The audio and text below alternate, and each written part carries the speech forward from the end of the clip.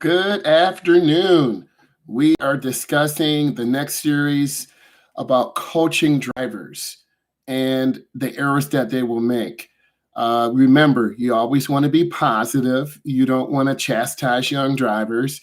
At the end of each session, I try to talk about and discuss what went right, what went wrong, and how do you improve. It's real easy because I don't have that personal connection. Well, I do, but you need to look at my 11 reasons why a professional instructor, i.e., driving with Myles, is better than coaching your parents because I don't have that personal connection and I'm able to be more open minded and more look at it from an analysis perspective. So let's go ahead and get it.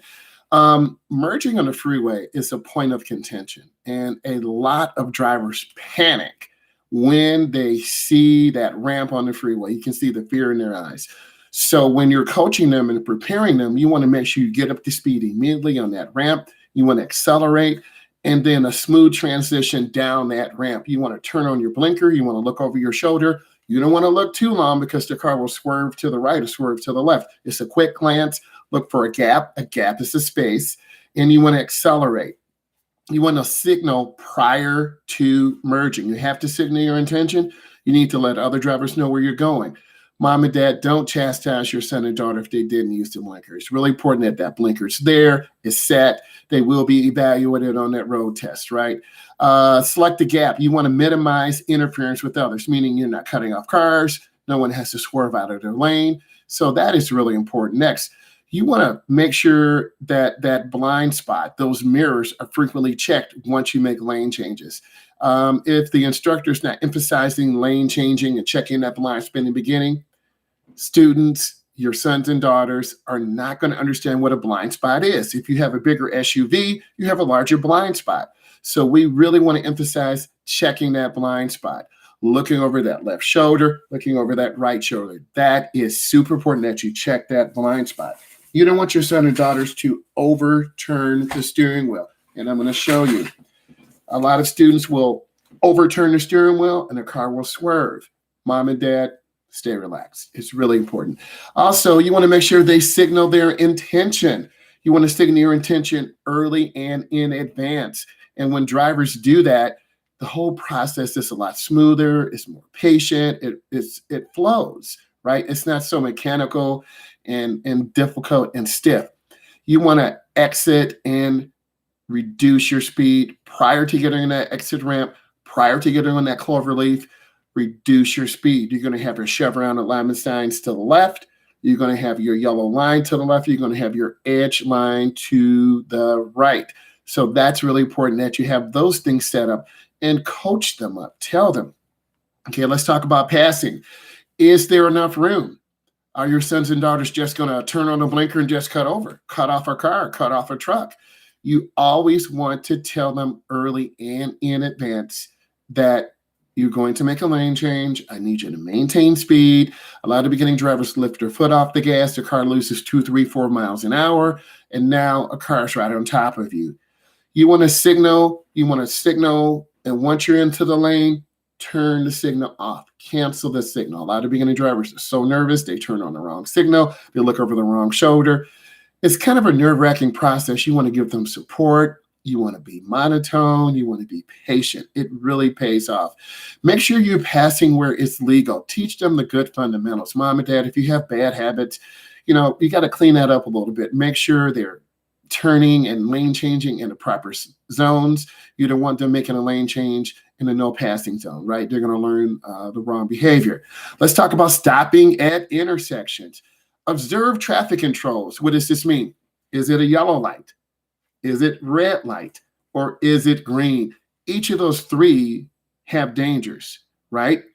You want to make sure they're reducing speed at an uncontrolled intersection where their visibility is being obstructed. This could be a car, this could be a tree, this could be big trucks.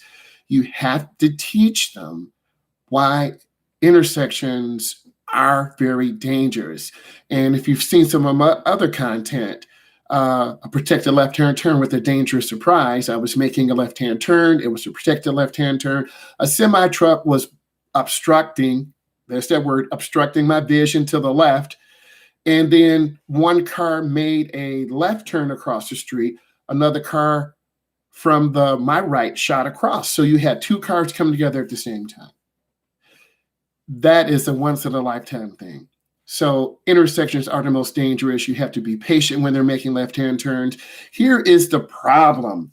In the middle of the turn, if they don't go up far enough, they're going to turn short and turn into the car in the left lane. If they go too far up into the intersection, they're going to turn left into the lane by the curb. On most DMV tests, turn into the nearest lane. I've got a lot of comments on this. I didn't say block the intersection. I didn't say cut off cars because you'll get a ticket, failure to yield. You must wait for the intersection to be clear. I'm very consistent on my teaching. I err on the side of caution when you have young drivers because drivers have pressed the brake instead of the gas, have pressed the gas instead of the brake. They press both the brake and gas. They underturn, they overturn. It's really easy for someone to criticize what an instructor does, but you haven't been in a car with over 10,000 students.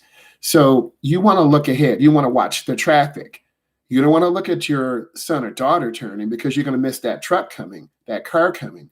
And once you enter the intersection, you have a right to leave that intersection. Don't put that pressure on your son or daughter. Turn into the nearest lane. You want to tap the brake and give a signal, hand signal. Obviously, this is right. This is left, and down to a slow if your signals don't work. I always ask my students that, right? You want to stop before the crosswalk. You do not want to block the crosswalk. Those small things mean a lot. We all been pedestrians when cars pull up past the stop line and you're saying, oh my God, I'm about to get hit. So pedestrians are the most vulnerable. That's going to be on the test. You have to look left, right, and left. I cannot emphasize vision enough. A lot of beginning drivers lack vision. You have to yield to cross traffic. This is pedestrians, bicyclists, cars. Those fundamentals are extremely important. And I really stress those. We're going to end with turning. You want to approach the lane in the proper lane. You want to turn into the nearest lane. If you're making a right turn, the nearest lane is to the curb. If you're making a left turn, the nearest lane, depends on where you're going, is by the double yellow. But what if I have to get over to the right? You make your nearest lane turn first. Then when safe, you turn in your blinker, you check your mirror and blind spot, and you get over. Signal 100 feet in advance. I always tell my students this, get that blinker on. You check your mirror, you check your blind spot, you make sure people are seeing your blinker, seeing your brake lights, and then turn into the proper lane. I love good turns, and that's really important. If you felt this brought you value, give it a thumbs up. And if you really want to learn how to drive, subscribe to my channel, Driving with Myles. Thank you for the opportunity today. I appreciate you so much.